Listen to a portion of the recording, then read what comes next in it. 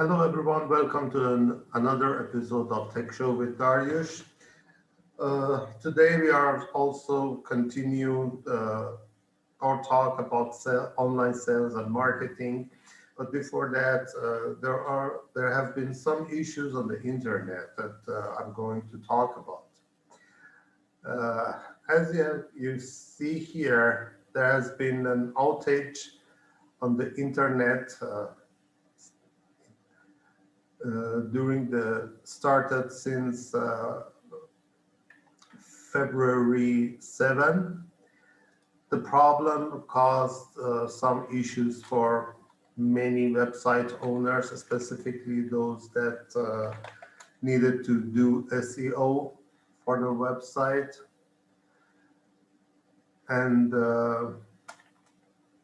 some issues for the others. The problem was that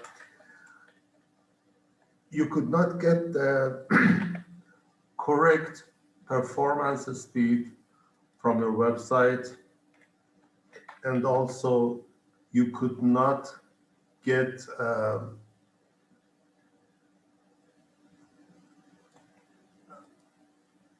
you could not connect to your website to the websites very fast enough.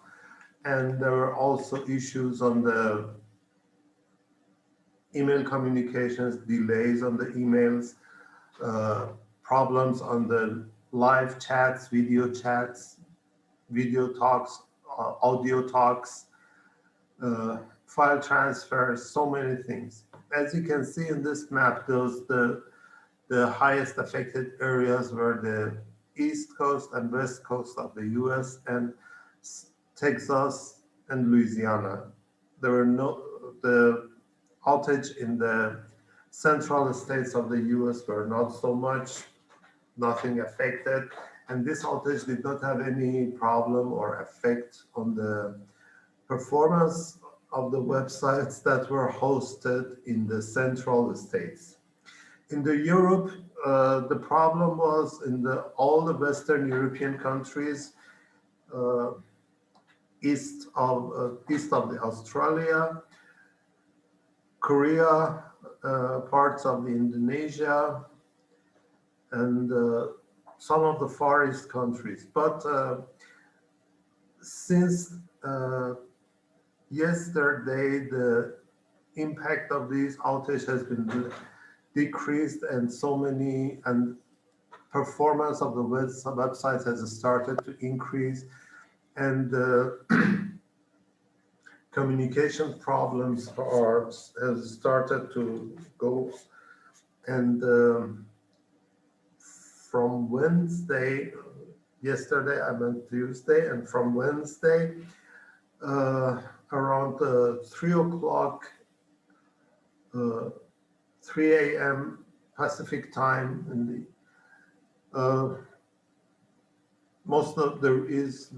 there are very few outage on the California state. In the central states, nothing. Parts of Texas, Louisiana, parts of the south of Florida, and New York and Michigan and Massachusetts. Other states are fine, there are no problems.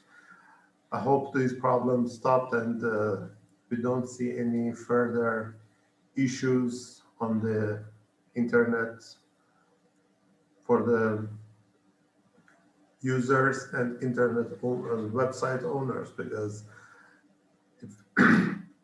specifically for those who wanted to optimize the websites based on the page speed inside of the Google, they couldn't get correct response, correct numbers, and it makes technical people to deal with the problems and see what's going on.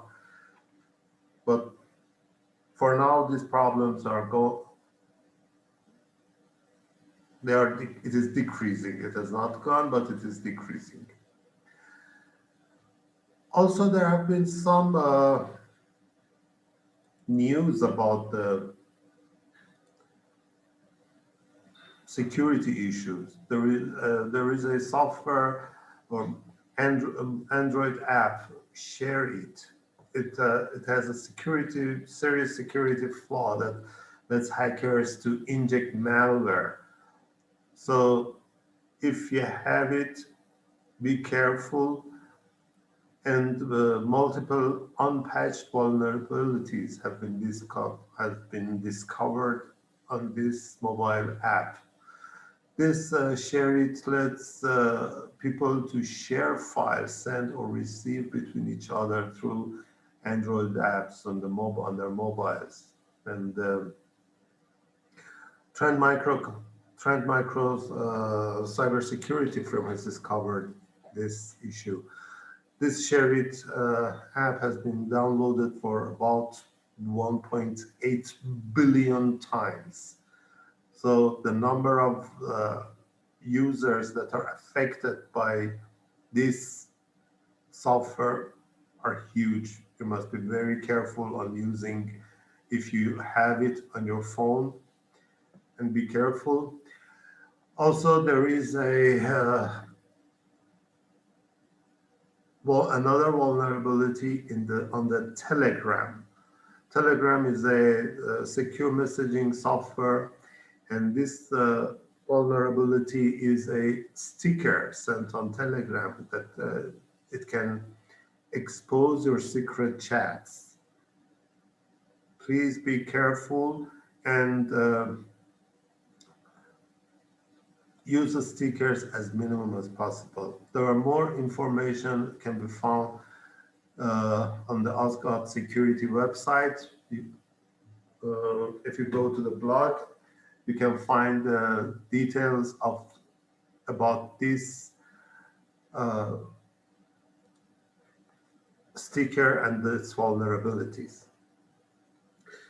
Continuing our talks about the security and sales and marketing, these are connected to each other, because if you don't have a secure website, if your website is not safe and uh, it is hacked and it is distributing viruses and malwares, it affects to your sales, and all your marketing efforts will be lost. But apart from that, what shall you do in order to have an impact to your visitors? What shall you do so that you can take attention of the visitors? These are the main subject of tonight's Robert Blakely, who talks about us. Robert, the microphone is yours. All right, boys and girls, how you doing? Can you hear me okay? Am I coming through clear? Right on. Cool. See, even at this time in the morning, I'm truly like ecstatic to meet with you guys and talk about these little things here that we have going on. And this is with no coffee, by the way. So today I wanted to talk to the viewers a little bit about reaching out today, since we're going to be talking about sales psychology and things of that nature. Ultimately, talk a little bit about making a first impression, right? Because ultimately we don't get that chance to make the second chance to make a first impression. So I wanted to kind of talk, if I might, about some of the do's and don'ts. Also share a little personal story with you guys with some of the things that I've experienced in my 35 plus years of marketing as well. So hopefully you guys can find some value in this. And you have to understand where this is coming from too. When I'm talking about reaching out and making a first impression, most people are using Facebook, right, to help build their business. But some people aren't really thinking about some of the other nuances that they might need to be thinking about. And what I mean by that is, first off, you have to look at what your profile actually says, right? When you go to your Facebook profile, what does it say? Does it say that you're somewhat professional? Does it say that you're fun? Or do you have a picture, an old picture of you from 20 years ago that maybe, doesn't look like you anymore? There's a lot of these little things that can be considered when it comes to reaching out and making first impressions, especially if you're trying to build a business using Facebook or any other social media platform. And we all know that social media is here to stay. It's not going away. There's so many different ways and different websites that you can use, right? So starting off at the very top, you want to have some type of header graphic for your top Facebook page and any others. Try to have some repetition to it, especially if you're using it to brand yourself and use it for business. I see so many times people come into the industry and they want to make a first impression, although they don't know how. So hopefully this again will give you some value. Your header banner, you don't want that to have something that is of any kind of negative influence. So what I always recommend to any of my students is that we have a professional yet fun header graphic that goes into your actual header. Secondly, we want to make sure that you've got a good face picture, and your face realistically, remember, it comes out in a little circle. So you want your face to be up there and you want it to be a current looking face of yourself. And ultimately, you really want to be smiling or having some kind of emotional output, right? And most of the time, obviously, if you're going to take a picture, you smile, right? Because a lot can be read even by looking at your profile picture. People can read into, whether or not they want to do any kind of business with you. So if you can have your face with a good old smile on it, a header graphic that's somewhat professional, talks a little bit about you, maybe three things that you're interested in, and then a good photograph of yourself in a good pose.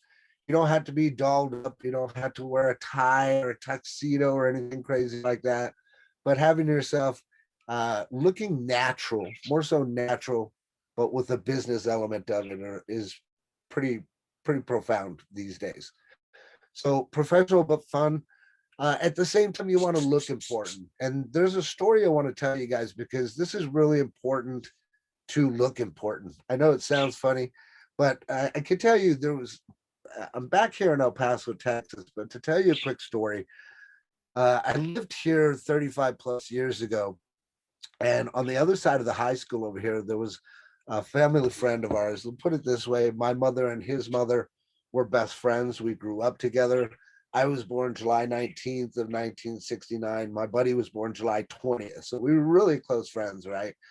And I hadn't gone to their house and hadn't seen them in over a decade. In fact, I had left here in the United States in 1990, went over to Germany, and I didn't come back to El Paso until 2000, I want to say 2006. So when I came back to El Paso in 2006, I went over to my friend's house, and trust me, this is all going to be relevant. I went over to their house, and at that time, when I found that there was no way to actually knock on their front door. So they had a fence that came to the outside, and then they had a little button for a communicator on the outside of their fence. So in essence, especially if you look at it from a direct marketing point of view, and that's a tough sell to try to even get through the gate to even get to the door. And in essence, you can't unless you say something the right way or you look important, right? So long story short, I went to their house. I did the things that I knew to do, which was not to stand straight on the door. I knew to stand sideways. And I sat there and I looked important. Long story short, as I'm mentioning, he came out, he recognized me, he said, "Hey, Bobby, is that you?" He comes back and he tells me, he said, "Bobby, you know what? I don't normally answer when anybody rings that doorbell, but you looked important." So I'm telling you that story because it's relevant to everything, especially when it comes to reaching out and making a first impression with people, right? So you need to look important as well. So how do we do this? Once we have these, at least these three main little elements, now we can go, we can find connections in groups, right? So I'll go and, for example, I'll go to groups that are ran by Gary Vaynerchuk, for example, or Grant Cardone, people of influence, right? And I can go in there and honestly, if I connect in that group, it's super simple. All I really had to do is put a post out and say, hey, thanks for inviting me to the group. I'm looking to connect with movers and shakers. Is that you? Right? So you're going to have, let's say, out of a group of 30,000 people, you might be able to connect with an easy 10 to 15 people just by that post alone, right? So once you put that post out, let's say people do connect, right? They hit the like button, or they say, yeah, I'm a mover and shaker. Where are we moving? Where are we shaking to? There's a commonality there, guys, that you want to grab a hold of, right? And again, these are things that most people don't think about, or they're not even taught. So if I put a post like that and somebody acknowledges me, right, I'm going to where I'm praised, where I'm wanted, versus trying to find a spot somewhere. Right? So I will go and then I will connect with them. And it's easy for me to now go and find those connections. And then if they did like or did comment, well, those are people that I need in my network, right? So now what I'll do is I'll go look at that person's profile, find some kind of commonality or an attraction. Maybe I like their header cover. Maybe they've got a boat on it, and I like boating. There's something there that you want to find a connection with when you look at that person's Facebook page and use that to your advantage. And what I'm saying is then send them that friend request after you've found what a likability was. Message them. This is a part that most people don't do, right? They just send blind invites. Hey, I want to be your friend, but without a contact and kind of message. So I'll put out my post, I'll get some likes, I'll look at their profile, I'll find some commonality. Not to mention the fact that we just have commonality because we're in the same group. So I can use one of those two things, right? Hey, thanks for connecting with me in so and so's group. I look forward to getting to know you a lot better. Simple, guys, super simple. Send them a friend request, send them that message, right? But if you're not doing the two, and you don't have the header graphic, you don't look professional but fun, you're not looking important, then the odds of them actually connecting with you as a friend are a lot less than if you do have those things. So hopefully you understand that, right? But talk to them and message. Why did you want to connect? Was it because of their band, or was it the pics that they were putting out? Was it their posts, right? And something that I use in every case, right, is if you run into those people that are like a little apprehensive, oh, well, like, why are you trying to connect with me? Because I'm afraid that I'm going to get sold something, right? I always use the same thing, and I feel free to use it. I come back and I tell people, look, I'm a firm believer, and these guys in this room have heard me say it many, many, many times. I'm a firm believer that we can all learn something from each other. If you open with that kind of information and you connect with that person and they're like, yeah, well, that's one that they can say, well, you're right. Anytime that you can have a customer or person say you're right to what it is that you're talking about, they're more connected to you in that sense, and they're more apt to do whatever it is that you're asking them to do, right? But ultimately, you have to run the numbers when it comes to connecting. As I've mentioned in many of my trainings, you need to connect with that person, especially if you're not using bots or anything like that. You need to have that connection with that person at least 5 to 12 times, guys. 5 to 12 times. See, people jump online and they're like, oh, well, I'm just going to shoot out this message and everybody's going to buy. Mysteriously, that doesn't happen, right? Now their ego and feelings get hurt, crushed, they fail. Oh, this doesn't work. Well, ultimately, it's reaching out, it's making those first impressions, learning some of these do's and don'ts, having the header graphics, looking professional but fun, looking important, finding the connections in groups, letting them know why you connected with them, actually messaging them. Go figure, actually building a relationship. Imagine that, right? But you have to run those numbers when it comes to connecting. So get into those groups, connect with these people, and then start making those connections. Then simply find out what it is that they do, and find out, is there something that you tangibly have as a product that you can help them with or better their life? If so, great, then you can have that opportunity to offer that product. If not, then you're just going to be friends, man, friends for life. But even though they can't buy or don't need what you might want, they may know somebody that may need what you want. And in essence, that's where building those relationships come in handy, right? Because you never know. It was talk about 6 degrees or 1 degree of separation. You never know. You might meet somebody that 3 friends down is somebody that's going to join your business, and the next thing you know, everybody knows about it and everybody's coming in. So just a couple things to consider, a couple points. That's my thought points on that, and I hope you found some value. And I'll pass it back to you, brother. Thank you. Thank you. Kurt, you are a networker. What do you think about it? What do you do? How do you do your networking and your first contacts? Well, I think Robert basically covered it. I guess I can just kind of paraphrase it in what you're calling for here, my perspective. I guess I throw the things that Robert he talked about. It's a couple points. So I organized the couple points in 2 basins, which basically is about, in the process, there is a process to reduce resistance. And then once you feel you have that open rapport with somebody and you're not going to be in the convincing business and that type of thing, then you have a bona fide relationship. And then in terms of helping a highly informed decision, with another person, then you're talking about, checking in and seeing where we go to raise acceptance to what you do. And another way to describe this is a 4-step process that's out there. It's got the 4 letters, 2 of them repeated, but AIDA, and that's attention, interest, desire, decision, and action.